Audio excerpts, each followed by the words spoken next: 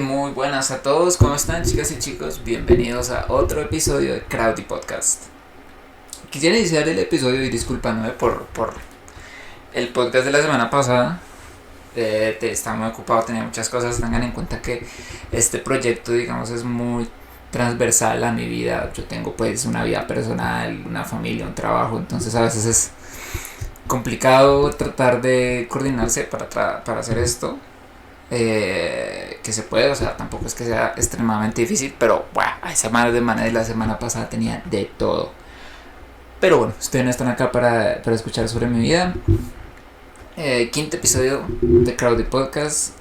Es como siempre, como todos los episodios anteriores, agradecerles a los que han escuchado, a los que han puesto su like, a los que han comentado.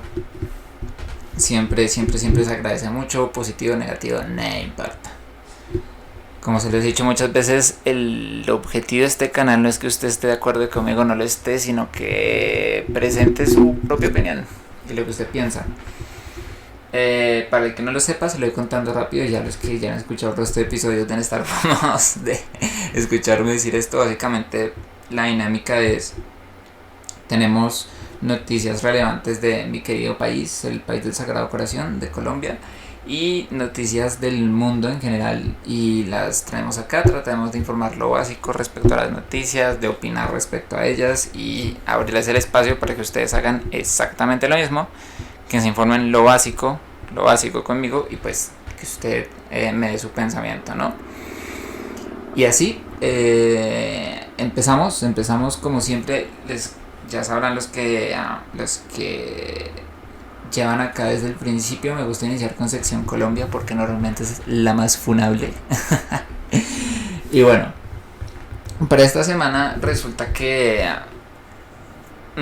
por fin, digamos, estoy empezando a notar puntos positivos en la administración actual, que claramente, a pesar de que he venido con resbalones, vea, yo esta semana dije, igual la gente se va a pensar que soy uribista, ¿sabes? Y tampoco es la idea. Entonces, vamos a hablar hoy de lo positivo. Y una de las cosas positivas, bueno, muy positivas entre comillas, que ha salido es que la Haya, en un fallo histórico, le da el favor a Colombia, o sea, le da la razón a Colombia en una disputa territorial marítima que hay entre Nicaragua y Colombia. Este tema tiene tiempo, es bastante complicado. La disputa de esa área marítima que hay entre los territorios de Colombia y Nicaragua lleva un montón de tiempo. Históricamente, por ejemplo, podemos remontarnos hasta el 1928, y eso que podríamos ir más atrás, pero como para mantenerlo corto nos vamos hasta 1928. Colombia, por ejemplo, nosotros nos paramos y nos manifestamos en que en 1928 se firmó un tratado llamado Tratado de Guerra Bárcenas, si mal no me acuerdo, en el cual se declaraba que los límites marítimos que hay entre Colombia y Nicaragua no necesariamente no tendría que ser fijado por el Meridiano 82, que era hasta el momento como tenían esa división. Lo cual en un momento le benefició a Colombia, digamos, en ese argumento de esa parte del mar, pero no obstante Nicaragua alegó la invalidez de ese tratado, argumentando que se celebró en una época en la cual el país estaba ocupado por Estados Unidos y que en aquella época aún había surgido el derecho al mar y por lo tanto violaba los derechos de exclusividad marina, que actualmente a día de hoy sí reconoce Estados Unidos. Y así se han venido haciendo cada reclamos hasta, digamos, si adelantamos un poco en el tiempo, nos podemos ir al 6 de diciembre de 2021, donde Nicaragua inició ante la Corte Internacional de Justicia el caso, digamos, de la República de Nicaragua contra Colombia con respecto a los aspectos legales subsistentes entre los dos estados en relación al territorio marítimo.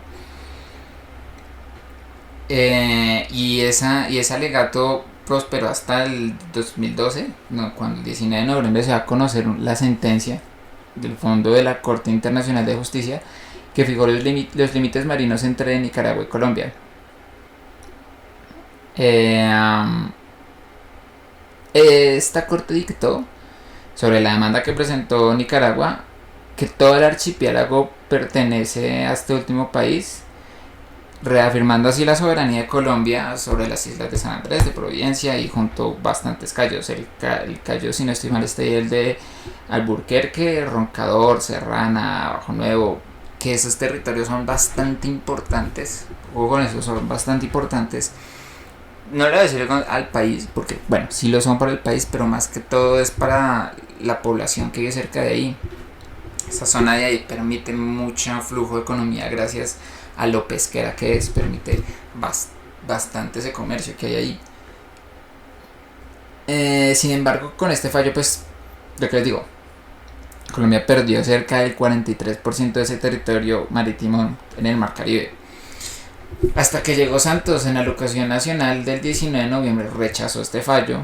Según el gobierno colombiano, el Tribunal Internacional cometió serias equivocaciones al trazar la línea de limitación. Y ante tal situación, después el 27 de noviembre denunció ante la OEA el Pacto de Bogotá, instrumento por el cual Colombia reconocía la jurisdicción obligatoria de la Corte Internacional de Justicia, que pues después del retiro del Pacto de Bogotá, el presidente de Colombia en ese momento, Santos, afirmó que los límites no deben quedar en manos de una corte, diciendo también que dicho principio es compartido por otros países que han tomado la misma posición que Colombia. Y así podemos ir adelantando más el tiempo hasta el 2013, donde el presidente del Senado de la República, Roy Barreras, era en aquel momento, reiterar que el Congreso de la República de Colombia no aceptara modificar las fronteras causa del fallo de la Corte. Entonces, a día de ayer, podemos decir que básicamente Colombia sale ganando. No, o sea, también hay mucha gente que está hablando de ganar y realmente no es ganar, porque no querían quitarnos nada y nosotros no ganamos ningún territorio realmente. Lo que sucedió fue que evitamos que Nicaragua nos quitara más territorio marítimo, pero realmente no se ganó nada. Pero sí he de decir que a pesar de que digamos, en teoría no se ganó nada, es menester mencionar que el gobierno de manera efectiva, digamos, ganó digamos esa licitación y que cambiaron la estrategia. De hecho, si no estoy mal, Petro utilizó mucho a una comunidad indígena que vivía en la región, bueno, que vive en la región, y se basó mucho en la conservación de la identidad de ellos, y que era el gobierno colombiano el que realmente es el que vela por estas comunidades. Entonces, bueno, presidente, digamos, el Petro, ustedes ya saben cómo funciona el hombre, ¿no? Cualquier victoria, sobre todo en estas épocas donde básicamente todo le está saliendo mal, ha encontrado, digamos, bastante oxígeno en esta situación. Es decir, que bueno, que él está presente para luchar incluso por el territorio colombiano.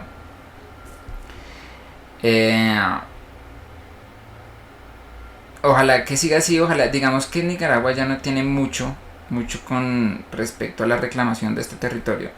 Las consideraciones del fallo, por ejemplo, Joan Denougue, creo que así se pronuncia el nombre, señaló que siguiendo la ley internacional, Nicaragua no tendría más derecho más allá de 200 millas náuticas contadas desde su costa, y tampoco tendría derecho a un área superpuesta con Colombia.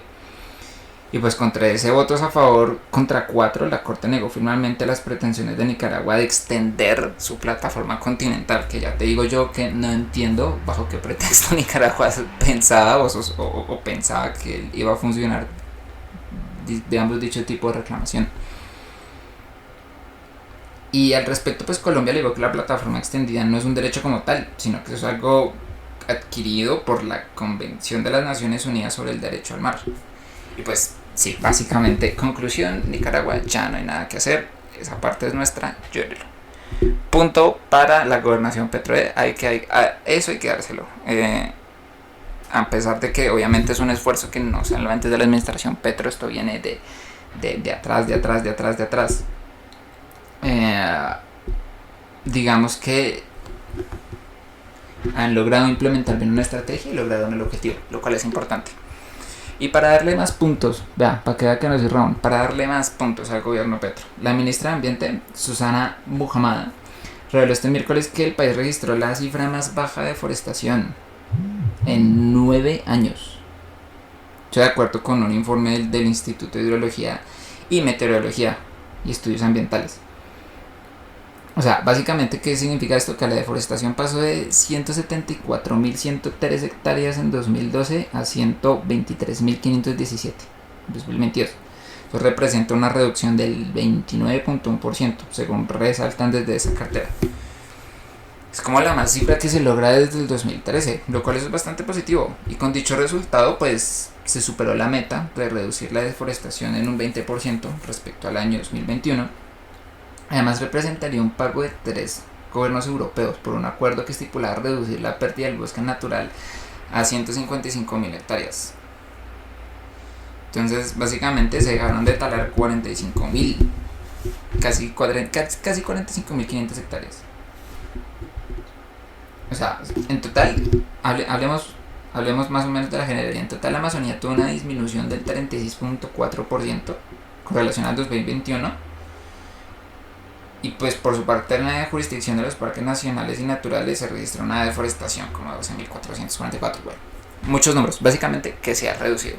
Otro punto para el gobierno Petro, que mire, básicamente uno de los grandes abanderados del discurso que tenían ellos es que iban a ser un gobierno que iba a tener muy por delante el sentido de pertenencia con el medio ambiente, lo cual me parece perfecto porque Colombia es, o sea, fíjese, yo una vez leí esto hace muchos años y fue un dato que a mí me dejó en su momento aterrado. Hoy en día este tipo de cosas ya no me sorprenden tanto, pero en aquel momento que era más joven e inocente yo decía, pero estas cosas ¿cómo son posibles?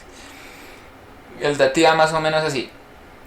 Colombia, si no lo sabe, pues le suelto el dato ya. Colombia es un país que, si no estoy mal, es como el segundo país con más biodiversidad que hay en el mundo. Y aún así, si había un estudio que decía que si el resto de países del mundo consumieran sus recursos naturales como los consume Colombia, básicamente estaríamos acabados como en cuestiones de semanas. O sea, somos de los países con más biodiversidad, pero al mismo tiempo son de los que más la acaban. Entonces darle un freno a estas cosas me parece positivo, aunque ya viendo cómo funciona el modus operandi de esta gobernación, de esta administración, también me preocupa porque, como ustedes ya lo sabrán, sobre la mesa no, sino que esto ya está sucediendo. Pero sobre la mesa está muy, muy presente el proceso por el cual el gobierno Petro quiere trasladar la economía de Colombia a no ser una tan dependiente de los hidrocarburos, basándose también en que la extracción, producción, transporte de hidrocarburos contaminan mucho el medio ambiente, que este tema ya lo hemos hablado ya, a pesar de que eso es un hecho, no simboliza una realidad plausible para Colombia, porque primero que todo nosotros, el aporte que le hacemos como país de daño a la capa de ozono es mínimo. O sea, si el día de mañana Colombia deja de meterse con el petróleo, eso no va a significar casi que nada en el macro de la contaminación del planeta. Eso A, y B, pues que nuestra economía se basa un tercio en eso. Si tú pausas esa industria, estarías dejando en jaque a varias partes del sector de la economía colombiana, lo cual, que aparte de que venimos de tiempos complicados, estamos básicamente en la época de la post-pandemia, necesitamos más libertad económica. Digamos que obviamente esto ha sido muy criticado. Entonces me da miedo que este tipo de premisas que son positivas, o sea, que el hecho de que haya menos deforestación en el Amazonas es increíble, teniendo en cuenta que sobre todo en la región tenemos otros países que gracias a gobernaciones desastrosas, como podemos hablar de Brasil y Bolsonaro, la Amazonas sufrió daños incalculables, sobre todo en los últimos años. Entonces me parece positivo, me parece chévere. Otra vez, punto para la administración Petro, eso se los doy. Ojalá, lo que les digo, este argumento que sea positivo no les sirva de excusa a los geniecitos que están rodeando a Petro para decir, mire, si A funciona, también B nos tiene que funcionar. No digamos que no todo tiene que ser así. Y ya para ir acabándole a la sección Colombia, tenemos una personaje de la que tenemos que hablar, de la que a mí me gustaría hablar. Tampoco es que pueda hablar mucho de ella, pero me parece chévere tocar su tema porque es una de las personalidades que más ha dado a hablar en el gobierno Petro, y es Irene Vélez. Irene Vélez es la ministra de Energía y Minas, una persona que obviamente en cuanto a lo que es la administración Petro tiene una relevancia increíble, porque gran mayoría de los cambios de paradigmas que quiere hacer Petro en el país está desde allá, lo acabamos de mencionar, con el cambio con la transición energética que quiere hacer Petro de menos consumo de hidrocarburos. Obviamente todo esto parte de un trabajo coordinado de lo que es el Ministerio de Energía y Minas. Y Irene Vélez, que es la que está en cabeza de este lugar, pues ha estado en el ojo de huracán muchas veces. No solo porque ella está, digamos, abanderada también de esta iniciativa, que claramente ha sido criticadísima de pe a pa por una gran mayoría de economistas que están en este país y que obviamente tienen la potestad de hablar de este tipo de temas, no como yo, que soy un don nadie. Y, o sea, mire, que yo recuerde, la vieja no podía diferenciar entre San Andrés siendo un departamento y un municipio. Me acuerdo de esa ahorita. O sea, ahorita sí me pongo a pensar y me pongo a reflexionar, que ahorita no lo quiero hacer porque no es el hecho. Me puedo acordar de varias cosas. Entonces, ¿qué pasa?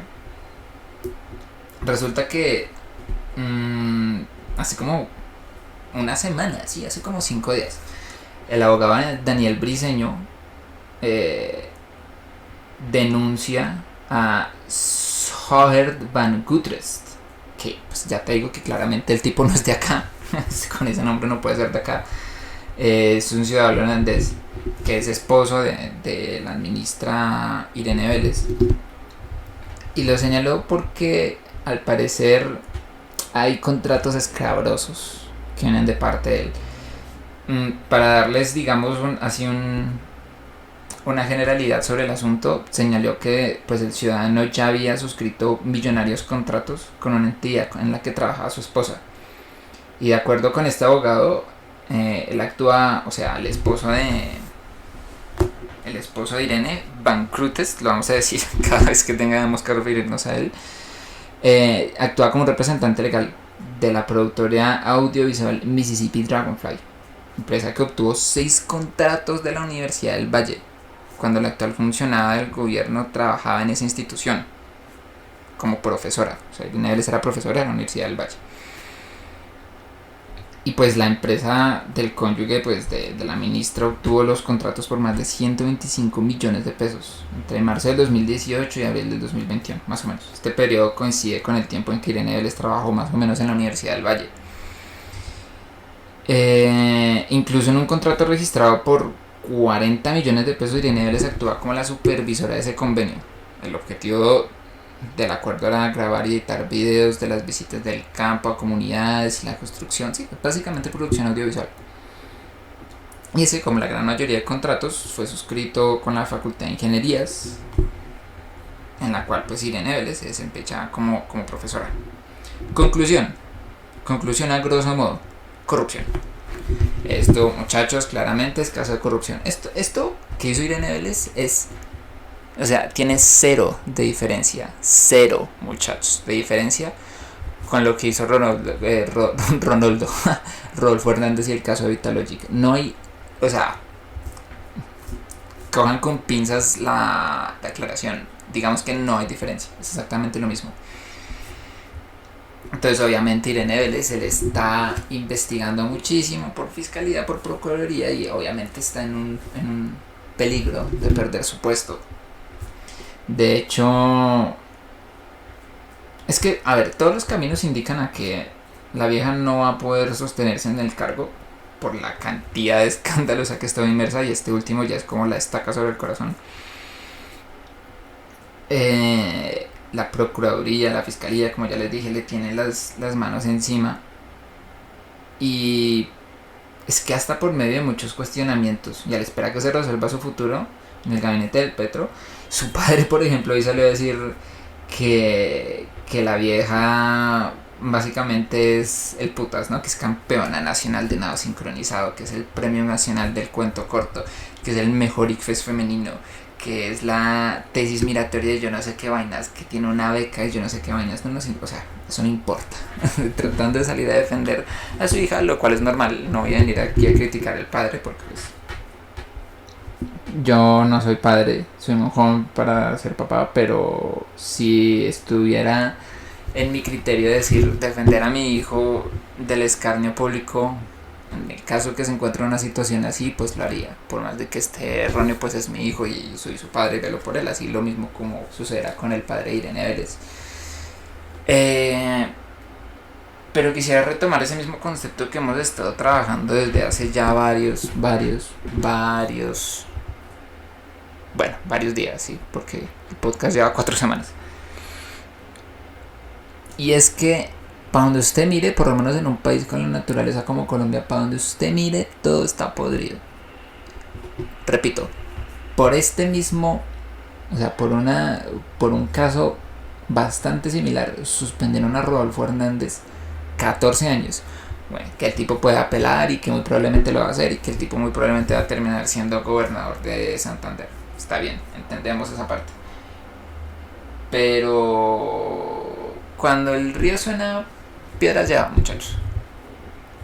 Y me parece increíble, como siempre, la parte de comentarios, gente que sale a decir que la derecha está intentando atacar a los aliados de Petro, que están intentando dañar la manera como se está gobernando el país. Y a veces siento que cuando intentas defender un punto que es tuyo, o digamos una posición que es tuya, el criterio es tan bajo que terminas por basarte en cualquier cosa, ¿sí?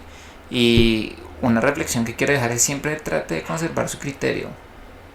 Por más de que usted esté del lado del pacto histórico y todo lo que quiera, cuando hay corrupción es corrupción, como quiera verla.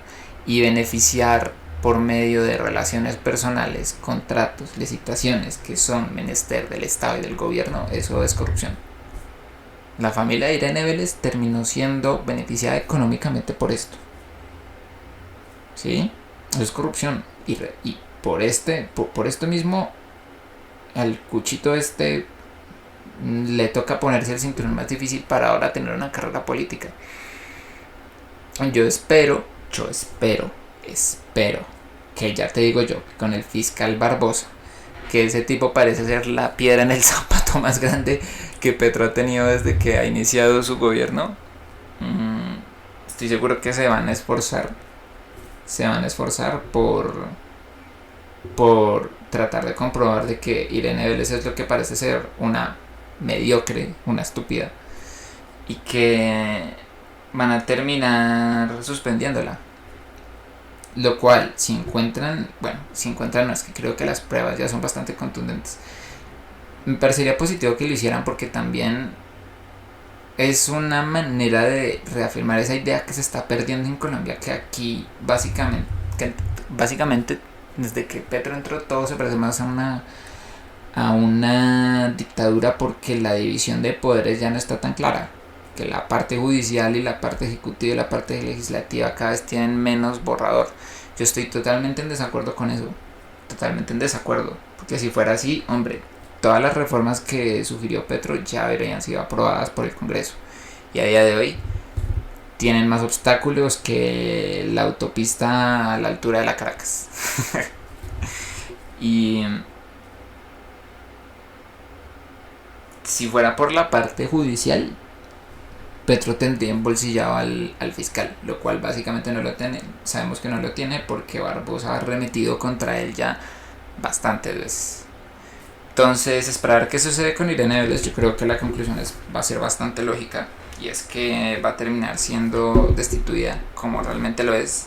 Me parece positivo, nunca me pareció que fuera una persona que beneficiaba al gabinete.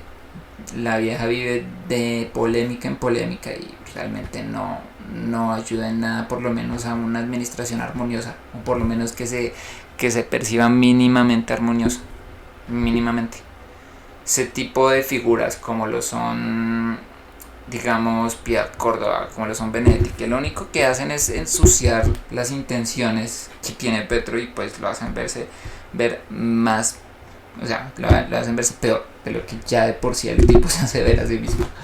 Entonces, sí, esperar a ver qué sucede con Irene. Eso por la parte de Colombia. Ahora nos pasamos de mando a la parte mundo.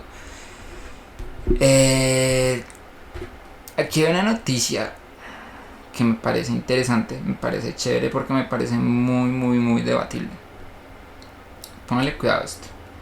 Hay una mujer norteamericana que compró un gato en el 2014 para que le hiciera compañía. O sea, una mujer, digamos que solitaria. Y a día de hoy he tenido que invertir una millonaria suma que asciende hasta los 134 millones de pesos para tratarle una afección pulmonar. Entonces esta vieja pues se llama Kelly Boyle. Compró su gato, el gato se llama Rascal, hace 9 años. Y una vez el gato llegó a su hogar, la mujer empezó a notar episodios leves de tos, que asumo que eran causados por bolas de pelo, lo que cualquier persona con gato, digamos, concluiría. Pero pues obviamente lo llevó a un veterinario y fue diagnosticado con asma felina.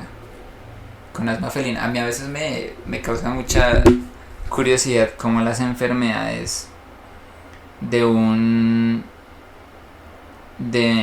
microorganismo se comparan con el otro, porque digamos los gatos también tienen sida felino.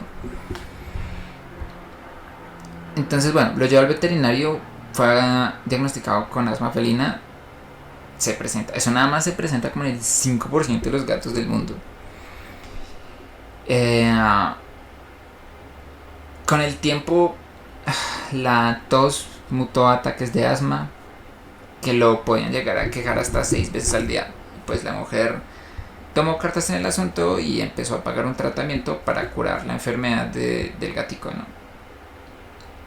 Que hasta el día de hoy suma casi $30,000, que como les dije al principio son más o menos 134 millones de pesos, ¿no?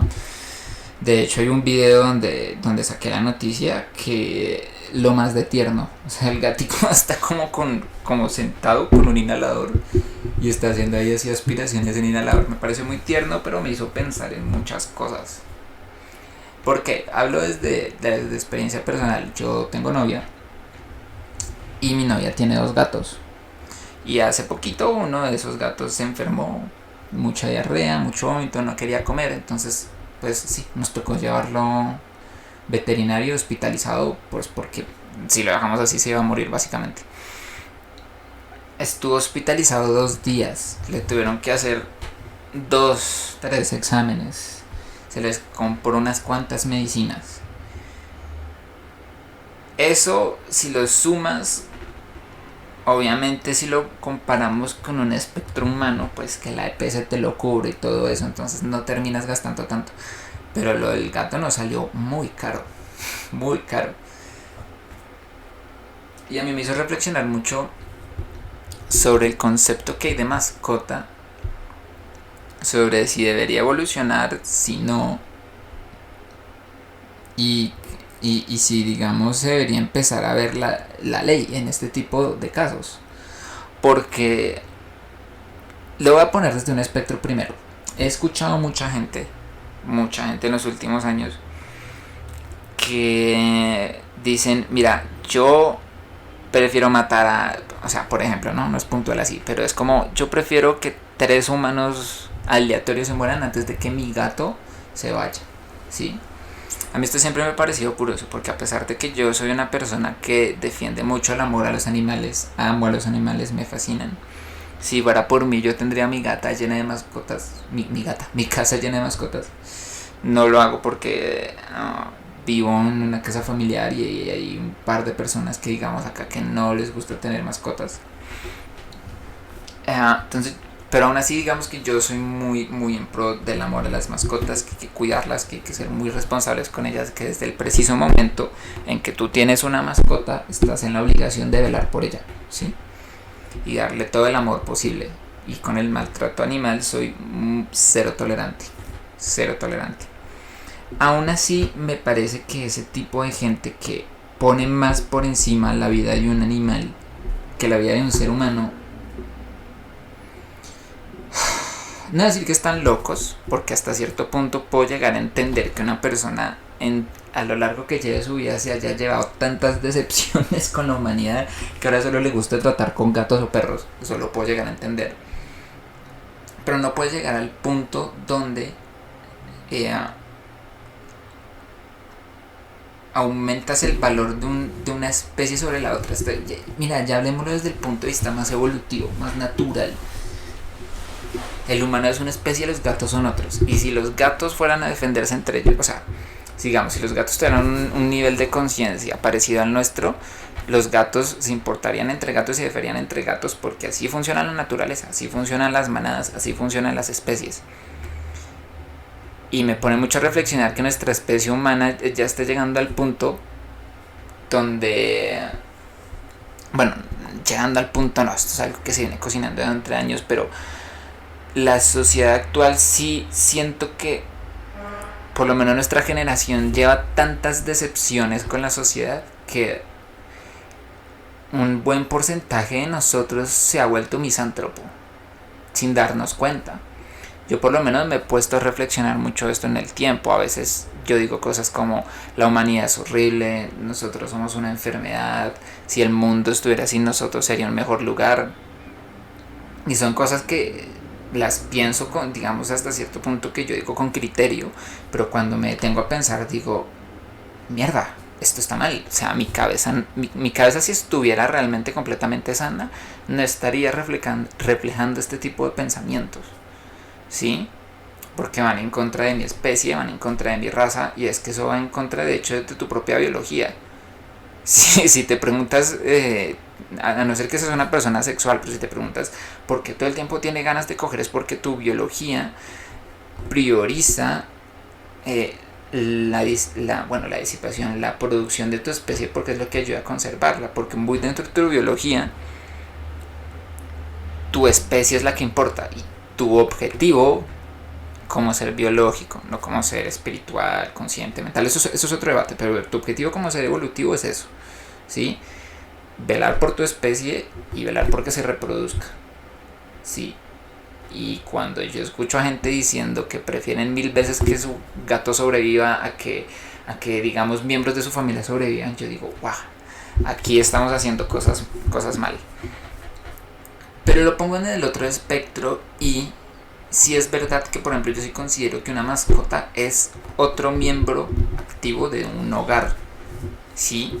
Eso es casi como tener un bebé, eso es casi como tener un hijo. Entonces yo, por ejemplo, yo sí soy de los que piensa que yo no sé mucho de leyes ni de nada de estas cosas, pero que los gobiernos sí deberían ir contemplando la idea, digamos así, de posicionar más a la mascota entre la seguridad familiar y que las mascotas tengan o sea, esto es muy entre comillas, me van a poner horrible, pero que tengan, por ejemplo, algo parecido a una EPS, de manera que si una mascota se enferma, hasta cierto punto, si tú has venido haciendo cierto tipo de aportes, como lo haces con la EPS, si tú has venido haciendo aportes y tales, en el momento que tu mascota tenga algún problema, algún tipo de urgencia o cosa por hacer, el impacto que representa en tu bolsillo no sea tan hijo de puta, porque ya salgámonos incluso desde la perspectiva de la mascota. Como ser humano, y conozco millones de casos, y si yo tuviera una mascota seguramente estaría también en ese grupo. Si yo tengo una mascota que simboliza tanto emocionalmente en mi vida, que perderla significaría un choque muy, muy real. Yo también, digamos que al defender mi mascota y la vida de esa mascota, también estoy velando por mi salud y mi seguridad.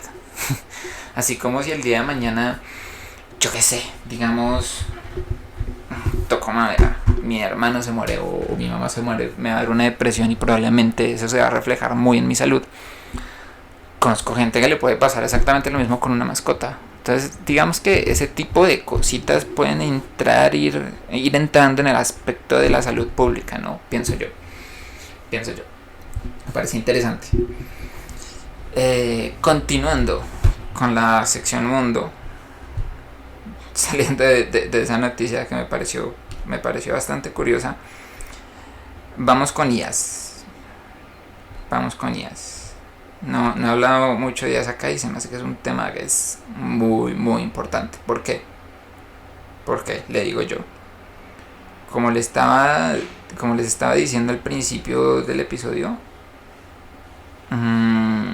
digamos, yo tengo una vida, tengo un trabajo, y mi trabajo es en atención al cliente. Traducción, trabajo en un call center. Afortunadamente no son llamadas, son chats. Claramente no les voy a decir qué empresa es o si no me meto en un problema. Si no me meto en un problema de los gordos. Y leí una noticia que me puso a pensar bastante. A ver, la organizo bien, la encontré acá para dar los datos lo mejor posible. A veces trato de organizar esto antes de empezar a grabar, pero también me gusta improvisar un poco. Es un empresario indio que se hizo viral su caso la semana presente, ya que tomó la decisión de reemplazar el 90% de sus empleados, el 90%, o sea, ojo con el dato, de sus empleados de servicio al cliente por un chatbot llamado Lina, que es impulsado claramente por una inteligencia artificial, ¿no? Y según explicó pues en sus redes sociales, se trató de una decisión difícil pero necesaria, ya que en términos de tiempo indicó que la primera respuesta de los clientes pasó de tardar 1 minuto 44 segundos a ser instantánea, y que el tiempo de resolución pasó de ser 2 horas 13 minutos a 3 minutos con 12 segundos. Obviamente esto redujo los costos de atención al cliente un 85%. Y pues según él se justifica que dado el estado de la economía, las nuevas empresas están priorizando la rentabilidad sobre el esfuerzo por convertirse en unicornios y estas empresas idílicas que todo el mundo quiere pensar en que ellos también tienen que hacerlo, que es menos mágico, obviamente, pero que paga las cuentas. Y el magnate, porque es un magnate, es una persona millonaria, claramente, explicó que en un principio pues él estaba escéptico por reemplazar a todo su personal, pero el avance de la tecnología lo hizo cambiar mucho de opinión, y que con algunos ajustes Lane empezó a responder preguntas genéricas e interrogantes específicas de los usuarios de manera precisa.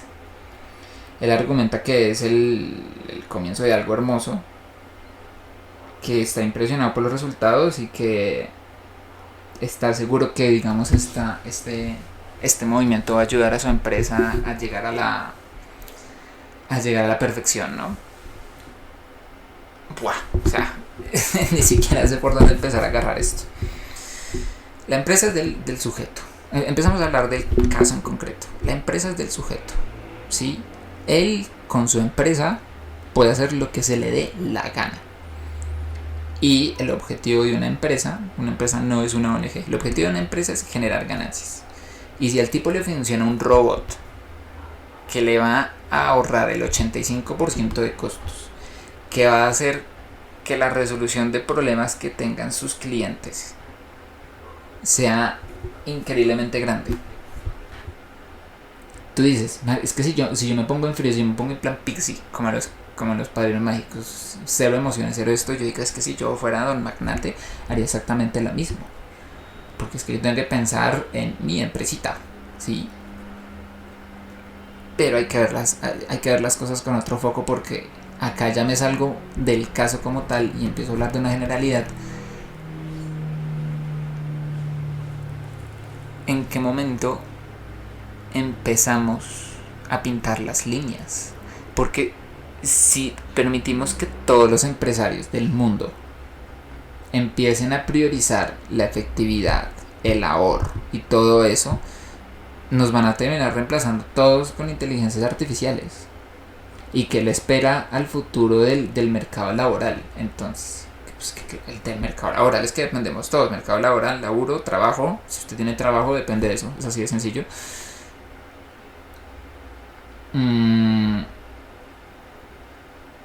¿Qué tenemos que esperar en el futuro de las inteligencias artificiales? Que cada vez haya menos trabajos. Si cada vez hay menos trabajos, por ejemplo, aumenta la competitividad por trabajo existente. ¿Sí? Si yo, digamos, el día de mañana a mí me reemplazan con una inteligencia artificial en el call center donde yo trabajo. Digo, bueno, mira, cagada, voy a ir a otro call center. Pero en el otro call center también están reemplazando a la gente con inteligencias artificiales. Entonces resulta que en los call centers ya no necesitan gente que solo sepa hablar inglés para atender a la gente, sino que ya tenga otro tipo de habilidades más específicas, más complicadas, con mucho más valor, porque lo de las habilidades básicas ya está cubierto por un robot. Aumenta la competitividad, o sea, aumenta la dificultad por la cual a ti te juzgan para conseguir un empleo, un trabajo. Pero al mismo tiempo eso aumenta la inequidad y la desigualdad social, porque yo como ciudad, digamos, ejemplo, como ciudadano colombiano, digamos que yo puedo, en mi capacidad, en mi posibilidad, empezar a prepararme, a hacer cursos, a tratar de actualizarme, a tratar de agarrar el problema por X o Y lado, porque yo tengo los recursos. A pesar de que no soy una persona millonaria, puedo decir que soy afortunado y que vivo en una familia que es estable. Sí, y que tanto yo mismo como los que están cerca mío me pueden apoyar en una situación así. Pero cuando reduces las cosas a gente que no tiene la capacidad competitiva para eso, aumentas la brecha. Entonces, ¿qué nos espera en el futuro? Y esa es la razón por la cual desde la Comunidad Europea, que quiere empezar a legalizar las inteligencias artificiales, hasta países donde se están prohibiendo, no exactamente por estos motivos, pero digamos que suma. Por eso se está empezando a ver esto en el mundo. Que yo he visto mucha gente que cuando salen estas noticias de que quieren controlar las inteligencias artificiales y que legislarlas y todo eso, gente que dice, ¿por qué tienen miedo? ¿Por qué cortan la libertad? ¿Qué está pasando? Que estos son herramientas que nos están ayudando, obviamente, claro que sí, pero es que que me queda como el anillo al dedo que esta semana se estrenó Oppenheimer. El hecho que usted descubra la energía nuclear no le garantiza que la humanidad la va a hacer para hacer plantas nucleares y dar la energía a todo el mundo. También eso se puede usar para hacer bombas atómicas, que fue lo que terminó sucediendo. Exactamente de la misma manera. Y hay gente, los creadores de las inteligencias artificiales, que te salen a decirte como esto nos va a ayudar a esto, a ser positivo para esto, y hay mucha gente que obviamente sale con la duda, lo único que ustedes quieren es quitarnos los trabajos tales. Probablemente el creador de esa inteligencia artificial no sea su objetivo, no sea lo que él quiere, pero una vez eso está en el mercado hace parte de la economía, y la economía es cruda, la economía es cruel, y la economía solo se beneficia valga la redundancia, solo se beneficia el beneficio. ¿Sí me entiendes? ¿Me hago entender? Entonces, lo que pasa es que siento que esto nos está agarrando con los pantalones muy abajo. Siento que no estamos preparados. Y por eso siento que ha habido tanta gente de la personalidad del mundo de la tecnología que está con ese afán tan urgente de empezar a controlarlas. Porque fíjese lo que ya está empezando. O sea, estamos hablando del 90% de una empresa. Eso es mucha gente que se quedó sin empleo. Estamos hablando de la India, un país con, digamos, con unas características culturales importantes que hay que tener en cuenta. Si tú despidiste a un padre de familia, probablemente dejaste una familia entera sin recursos, sin nada que hacer, embalados en el paro. Entonces, ¿qué hacemos ahí? ¿Qué hacemos con esas familias? Entendemos que eso es en el pro de la empresa, pero estas familias, así como todas las familias que fueron afectadas por decisiones así, esos también hacen parte de la economía. Eso también hace parte del bienestar del país. Eso también hace parte de las responsabilidades del Estado. ¿Qué hacemos con eso? Tuviera la respuesta yo, me encantaría decírsela. No soy un experto en este tema. pero de lo que estoy seguro es que se tiene que hacer algo, y se tiene que hacer algo pronto, porque esto va en una aceleración que yo nunca me había esperado. O sea, las inteligencias artificiales vinieron para quedarse, para explotar y para conservarse. Básicamente estas tecnologías son las que van a definir nuestro futuro. Entonces hay que pensar detenidamente en ello. Y ya para finalizar el podcast del día de hoy, un tema muy interesante, que son las manifestaciones que han hecho los sindicatos de actores y escritores de Hollywood por, según argumentan ellos, inequidad y, digamos, falta de justicia o falta de criterio en lo que son los salarios y los pagos a esta gente. ¿Qué es lo que pasa? A ver, el sindicato de actores, que agrupa a más de 160.000 actores y artistas, ya llevan 11 semanas en protestas, básicamente, en las afueras de los estudios, con exigencias más o menos similares a las que han venido presentando desde hace meses. Se fueron de huelga, sin estoy mal, como desde el 13 de julio. Y esto pues en solidaridad con los guionistas, que han suspendido actividades, las han suspendido desde mayo. Digamos por esta situación, y digamos que digamos de este tipo de manifestaciones probablemente sea de las más graves, para usar un término, en los últimos 63 años. ¿Qué vas a ver? Los salarios suelen ser la principal causa de interrupciones en el trabajo, y pues este no es la diferencia. ¿Qué pasa? El auge de plataformas de emisión en continuo, de plataformas, pongámoslo así, Netflix, Amazon, HBO, lo que sea, han incrementado la presión sobre los estudios. Presión que traducen las productoras a los escritores, quienes buscan mejores salarios y nuevas protecciones del entorno laboral. ¿Qué es lo que pasa? Tanto los actores como los guionistas piden un aumento en los pagos residuales, que eso es básicamente un tipo de regalía que reciben por retransmisión. A ver, tratemos de explicar esto un poco mejor porque es importante. Los pagos residuales básicamente son regalías. Cada vez que lo que están exigiendo ellos es que cada vez que un show por el cual ellos han trabajado o han actuado, cada vez que se retransmita, ellos reciban un porcentaje de las ganancias que genera esa retransmisión. Por lo general, digamos que las series se transmiten en estas plataformas, tienen muchos menos episodios de los cuales solían tener las series de televisión antes, las tradicionales. Y antes la norma era que si una serie de televisión era un éxito, los actores y los escritores podían contar con ingresos a largo plazo a través de cheques regulares por estos mismos residuales, por estas mismas regalías. Pero pues la emisión en continuo cambió ese sistema, la transmisión por plataformas. De modo que pues estos grupos aseguran que les ha perjudicado un montón, y que ambos grupos exigen protecciones importantes en torno al uso de la inteligencia artificial para conservar sus empleos, que eso también es importante, por lo que ya hablamos. Traducción, básicamente. Las series son mucho más caras de hacer, son más exigentes de hacer, más complicadas de hacer, pero se producen menos episodios a comparación de cómo se producían antes. Por ende, digamos que el precio principal por el cual se le paga a un actor está ahí, pero una vez se estrena la serie, esperan unas regalías, pero esas regalías ya no son las mismas como lo eran antes, porque ya no es la misma cantidad de episodios que era antes. Eso reduce mucho el porcentaje de ganancia por individuo.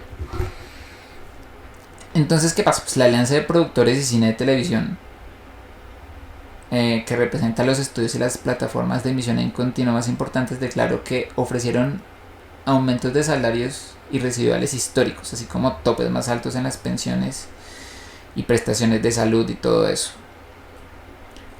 Pero de parte de los grupos de manifestación y los sindicatos, alegan incluso que lo que les ofrecieron a ellos es injusto y es insultante, que no alcanza a cubrir esas necesidades por las cuales están haciendo estas protestas. Ellos mismos aseguran que no están llegando a final de mes. O sea, imagínense eso, que hay muchos escritores y actores que no están llegando a final de mes en Hollywood. O sea, esto jamás pensé que lo escucharía en mi vida. Me parece interesante, me parece muy interesante todo lo que son cambios de paradigma. A mí me parecen interesantes, y Hollywood, por ejemplo, es de esas industrias que si yo a usted le menciona Hollywood, usted lo que se imagina es glamour, dinero, fama, poco más, ¿no? Pero el mundo está cambiando muchísimo, las dinámicas del mundo están cambiando muchísimo. Disney, por ejemplo, hablamos de Disney, que debe ser una de las mayores causas por las cuales este tipo de protestas están sucediendo en Hollywood, que tienen pensado despedir como a 7,000 empleados, alguna vaina así, por esto mismo, porque primero llegan las inteligencias artificiales al mercado, cubriendo la gran cuota de fuerza laboral, o mucha cuota de fuerza laboral que se necesita para muchas cosas, para muchos empleos. Empiezan a llegar las plataformas de streaming con producciones hipermillonarias, pero con resultados que no es que no sean rentables, sino que no, resultan siendo no tan rentables para la gente que necesita las regalías. Y el cambio de contenido siento que también entra muy importante, porque un gran número de producciones importantes, caras, que se han hecho últimamente, salen a taquilla y terminan no funcionando. O sea, la cantidad de desastres que han tenido distintas productoras en los últimos años, eso es importante tenerlo en cuenta. Fíjese, por ejemplo, La Sirenita. La Sirenita, si no estoy mal, es una producción que costó bastante y en taquilla fue un fracaso. Si no estoy mal, Disney decidió despedir al director creativo, si no estoy mal, porque de los últimos intentos que ha hecho Disney de películas, no les han salido los últimos como han querido. Obviamente aquí entra otro debate, que esto se debe al esfuerzo esquizofrénico casi que han hecho estas compañías por adaptar su contenido al progresismo que se está viendo en el mundo, a esas ideas progres, a la izquierda, a lo LGTBI, bueno, todo eso que tú ya sabes. Esto a mí me parece sorpresivo, pero es así. Esto ha hecho, o bueno, ha afectado los ingresos, porque la gente ya no quiere ir a ver esas películas. En un principio medio funcionaban, pero ahora con todo el encrispe y debate político que está habiendo en Occidente con este tema, se está viendo afectado. Fíjese usted que muchas veces nosotros consideramos que por ser ya sea de un estrato abajo a los ricos que consideramos arriba, en comparación, hay muchos sectores que por el cambio de paradigma mundial también se están viendo afectados, sectores de los cuales usted pensaría estaban re bien. Yo jamás en mi cabeza se me cruzó pensar que Hollywood iba a estar en algún tipo de crisis. Pero cuando entras a leer cuáles son las razones, ponen los datos, que la llegada de la inteligencia artificial, que las producciones hipermillonarias que ya no están generando los mismos ingresos, que las regalías ya no son las mismas. Claro, tienes la fórmula para el desastre. Y a pesar de que obviamente no le espero mal a nadie, no le espero mal ni a los escritores ni a los actores de Hollywood, que claramente lo que hacen también es trabajo, el entretenimiento también es un trabajo y también tiene que tener su remuneración como debe ser debido, me parece también importante pararnos en este tipo de noticias y entender que el mundo está sufriendo cambios que están afectando a todo tipo de sectores. Porque a veces de pronto tú puedes pensar que al estar en X o Y posición eres X o Y veces más afectado, y eso, a pesar de que puede ser verdad, no significa que seas el único afectado o que tu sector no sea el único afectado, y que por ende, aunque tú no te sientas amenazado en este momento, los paradigmas cambian y en un futuro podrías estar en una situación como lo pueden estar los escritores de Hollywood, que hace unos años podrían estar diciendo, tengo el mejor trabajo del mundo, y hoy en día, como dicen ellos mismos, no pueden llegar a final de mes. Eso es importante, es una lección. Tiempo tienes que estar cambiando, adaptándote, diría Bear Grylls, adaptándote y sobreviviendo a los cambios que trae la economía, los cambios que trae la sociedad y los cambios que trae el mundo. Porque tú no sabes cuándo puede llegar tu turno y te puede revolcar la vida como si nada, ¿no? Y bueno, hasta aquí el episodio de hoy. Me gustó bastante, me gustó mucho. Este fue con más calmita, me gustó más. Lo verán también con la diferencia entre las miniaturas. Muchas gracias por escuchar, muchas gracias por prestar atención, muchas gracias por estar aquí, muchas gracias por suscribirle y darle a like, porque doy por hecho que ya lo vas a hacer. Si no, ¿por qué te molestas en escucharme? No, mentiras. Nos veremos la siguiente semana en otro episodio. Hasta pronto.